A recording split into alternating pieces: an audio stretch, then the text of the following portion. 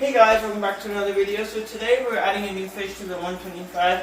As you guys already know, we have the Arrow Prima, which we decided from the last video to officially name Bubbles. And then we have the tire track eel in here as well, who's behind the heater over there. And the tire track eel will now be called Wave. And so the third animal, we've already decided on a name for it. Its name is going to be Splash. But because it's so sensitive, we have to remove the rocks just because they can cut it. And we want to make sure this fish does survive good and do well. So we're removing the rocks right now. And we've already removed a couple from where they were. And I'm removing these two right now.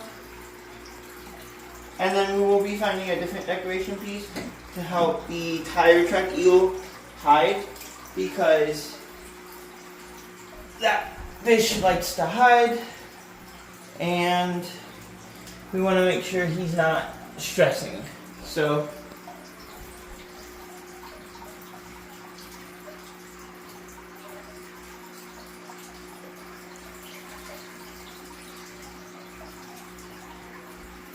alright, and this is the last of the rocks. And we'll be finding some new rocks hopefully soon to go in this tank. And maybe some other stuff, I don't know, but I know for a fact we're getting some kind of decoration piece so that the tire track eel can hide better and to make the tank look a little bit better. And I'm going to dry off my arm. Alright, and that's all for today, so keep watching and stay tuned and look for the next video to see what kind of fish we put in. See you in the next one.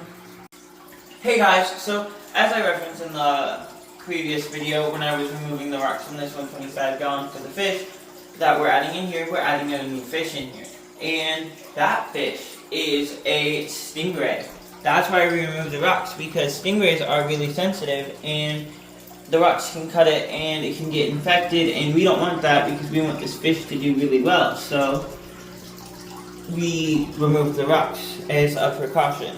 And we already double checked the Arrow Prima will be fine, and so will the tire track eel with the stingray, because both of these fish, the Arrow Prima lives with this species of stingray, which is the Motoro Stingray, on a lot, like in the wild. And the tire track eel is really friendly, and he's plenty big enough, and we're good. And the Arrow Prima just went up for air, which was cool. And so I'm going to net him and get you guys a better look at this fish. And I'm using a net because I did ask the pet store and he does have a barb. So I would pick him up for you guys, but I don't want to get stung. And yeah. There we go.